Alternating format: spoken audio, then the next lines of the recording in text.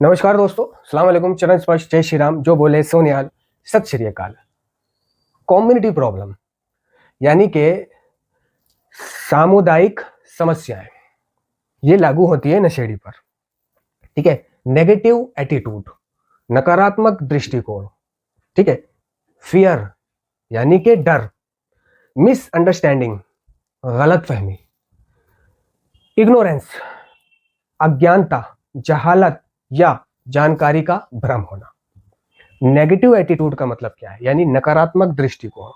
ठीक है। हमारा चीजों को देखने का, सोचने का, है ना, जो नजरिया है वो नकारात्मक है। क्यों है? क्योंकि नशेड़ी, है ना, कई नशेड़ी ऐसे पाए जाते हैं जिनकी शादी भी हो गई, बच्चे भी हो गए, लेकिन आज भी वो सेक्सुअली सेटिस्फेक्शन को तरस रहे हैं। इसलिए दूसरी पराई औरतों को देखने का उनका नजरिया गलत है। नारकोटिक्स एनोनिमस का कार्यक्रम कहता है कि ये जो सोच में बदलाव है, ये जो नेगेटिव एटीट्यूड है, इसको पॉजिटिव नजरिया अगर बनाना है तो हमें नारकोटिक्स एनोनिमस के 12 कदमों को जीना पड़ेगा। तभी हमारे नजरिए में, सोच में, दृष्टिकोण में बदलाव आएगा। ठीक है। लेकिन 12 कदम तो दूर की बात, हमने तो अभी पहले कदम का आधा ही हिस्सा किया है। अब आधा हिस्से का मतलब यह है कि हमने सिर्फ नशीले पदार्थों पर शक्तिहीनता को कबूल करा है, ना कि एडिक्शन पर शक्तिहीनता को कबूल करा है। अगर हमने एडिक्शन पर शक्तिहीनता को कबूल कर लिया होता तो हम आज सेकेंडरी एडिक्शनों में नहीं होते। अब सेकेंडरी एडिक्शन क्या क्या है? किसी को लोंडेबाजी का एडिक्शन है, किसी को जुएबाजी का एडिक्शन है, किसी को सट्टे का एडिक्शन है, किसी को खाने पीने का है, किसी को घूमने फिरने का है, किसी को छिनालबाजी का है, कोई निकोटीन, बीड़ी, सिगरेट, गुटखा, तंबाकू, कोई पेपर पी रहा है, कोई कुछ कर रहा है ना। तो अगर हमने एडिक्शन पर शक्तिहीनता को कबूल किया होता तो हमारे अंदर ये ऐब नहीं होते। इसलिए अगर हमारे अंदर ये ऐब है तो हमने सिर्फ नशीले पदार्थों पर शक्तिहीनता को कबूल करा है, यानी कि हमने सिर्फ नशा लेना बंद करा है। बाकी सब कुछ वैसा ही है, हरकत वैसी है, सोच वैसी है, नजरिया वैसा है, दृष्टिकोण वैसा है, और बाकी के सारे काम कर रहे हैं जो हमें बताया है कि नशा नहीं करना और सब कुछ करना है। तो उन सब कुछों में हमने ये सब भी शामिल कर लिए, गैम्बलिंग, जुआ, सट्टा, शॉर्टकट। हम में से ज्यादातर लोगों का नेगेटिव एटीट्यूड यानी नकारात्मक दृष्टिकोण इसलिए भी है कि हम संभोग के, सेक्सुअली सेटिस्फेक्शन के तरसे हुए थे, तरसे हुए हैं और तरसे हुए रहेंगे। समझ रहे हो? हमारी एक तमन्ना, सेक्सुअल सेटिस्फेक्शन, ये पूरी होने को राजी नहीं है।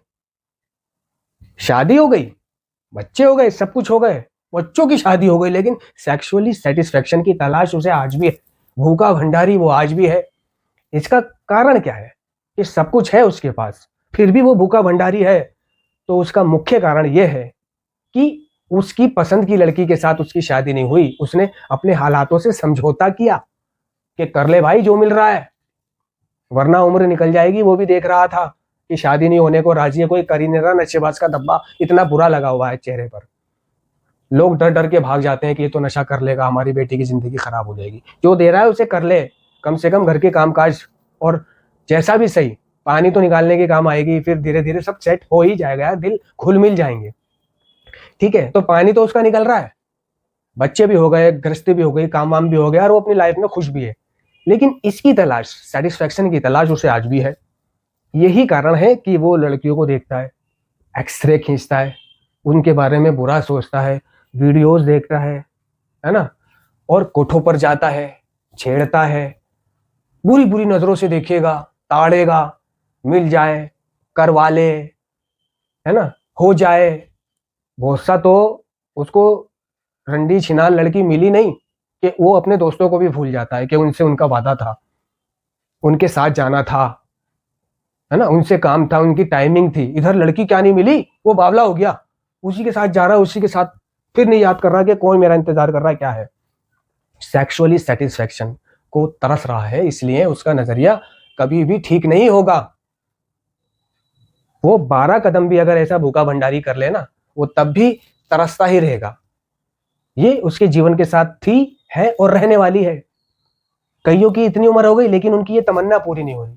अगर ये तमन्ना पूरी हो जाती, उनकी शादी से ये तमन्ना पूरी हो जाती, तो हो सकता है 1% उनका नेगेटिव एटीट्यूड नहीं होता लड़कियों के प्रति। एक मुझसे साफ तौर पे कह रहा था कि सच्चाई यही है, मुझे अपनी बीवी में मजा नहीं आता, मुझे उसका बदन गदगदा नहीं लगता, सुकड़ी है, अट्रैक्टिव नहीं है, करता तो हूं मैं, लेकिन सेटिस्फेक्शन नहीं मिलती।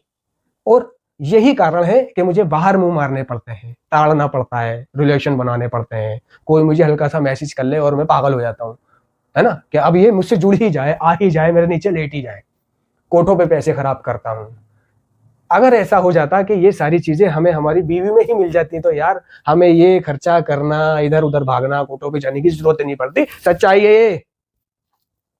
नेगेटिव एटीट्यूड, है ना, 99% इसलिए खराब है हमारा।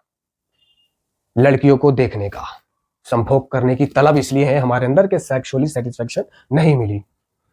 ठीक है।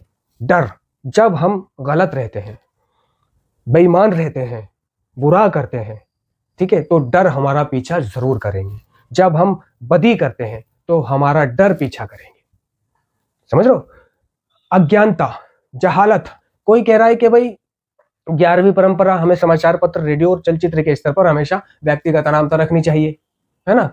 उससे अगर पूछ लो कि भाई हमें समाचार पत्र, रेडियो और चलचित्र के स्तर पर हमेशा व्यक्तिगत अनामता क्यों रखनी चाहिए, इसके क्या फायदे हैं, इसके क्या नुकसान हैं, इससे क्या होगा अगर मैं समाचार पत्र, रेडियो और चलचित्र के स्तर पर अनामिकता नहीं रखता हूं तो क्या होगा। अगर मैं चलचित्र पर आकर, है ना, रेडियो पर आकर अपने आप को ये बोलता हूं कि मैं एडिक्ट हूं, नशेड़ी हूं, नशा करता था, तो इससे मेरा नुकसान क्या होगा। तो उसे इसके नुकसान के बारे में नहीं पता, उसे सिर्फ इतना पता है कि समाचार पत्र, रेडियो और चलचित्र के स्तर पर हमेशा व्यक्तिगत अनामता रखनी चाहिए। भाई अन्य का नाम सार्वजनिक विवादों में कभी उठाना नहीं चाहिए। क्यों नहीं उठाना चाहिए, इसके पीछे का फलसफा क्या है, 11वीं परंपरा के पीछे का फलसफा क्या है, छठी परंपरा के पीछे का फलसफा क्या है।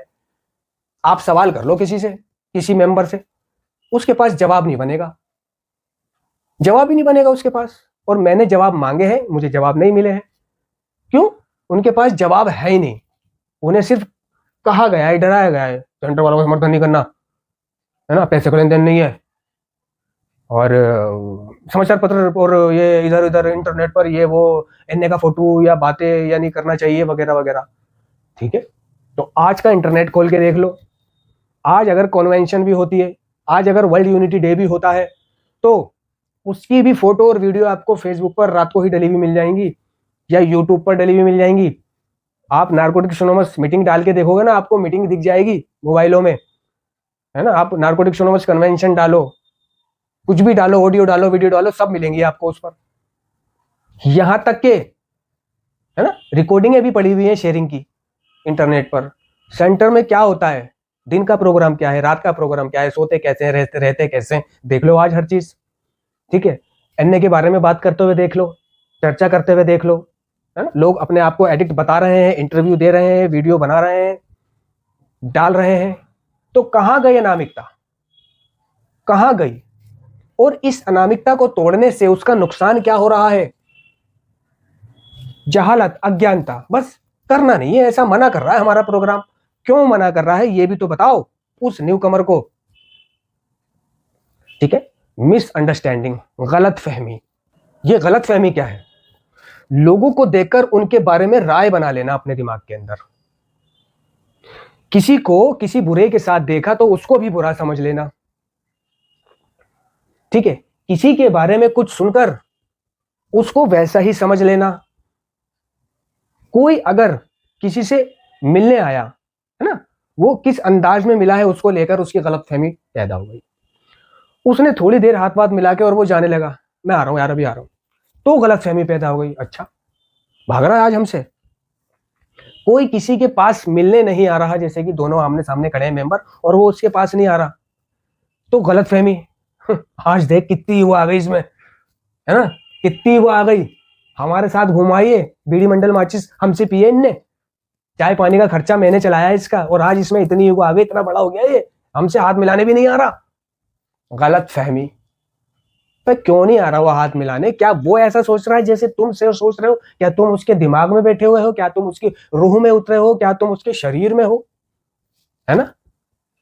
क्या है ये, हम किसी के शरीर में नहीं उतरे हुए, हम किसी के दिमाग में नहीं उतरे हुए, हम किसी की सोच के आगे शक्तिहीन है। तो हमारे बीच में आपस में गलत फहमियां बहुत हैं। ठीक है। किसी को खुद से आजमाया नहीं, खुद से उसके साथ रहकर नहीं देखा, जो दूसरे ने कह दिया वैसा मान लिया। वो तो ऐसा करता है, वो तो वैसा करता है, वो तो ऐसा है, वो तो वैसा है।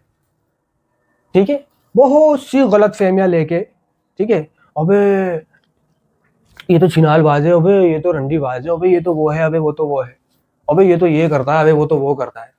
गलत फहमियां, मियाँ बीवी में गलत फहमियां, ठीक है, माँ बाप में गलत फहमियां, बीवी बच्चों में गलत फहमियां, यार दोस्तों में गलत फहमियां।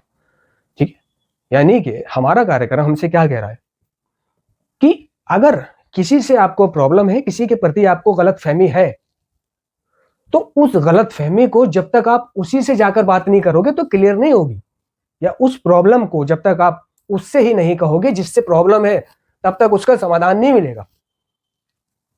प्रॉब्लम मुझे है आपसे, आप गा रहे हो दूसरे से हो, शेयर दूसरे से कर रहे हो, और मुझसे ही नहीं पूछ रहे क्या प्रॉब्लम है आपको मुझसे, दूसरों से कहते फिर रहे हैं।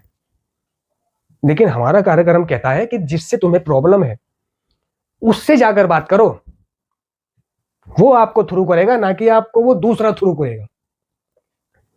समझ रहे हो दोस्तों, ये है कम्युनिटी प्रॉब्लम, नेगेटिव एटीट्यूड, नकारात्मक दृष्टिकोण, फियर, डर, है ना, अज्ञानता यानी कि इग्नोरेंस, जहालत, मिसअंडरस्टैंडिंग, गलतफहमी।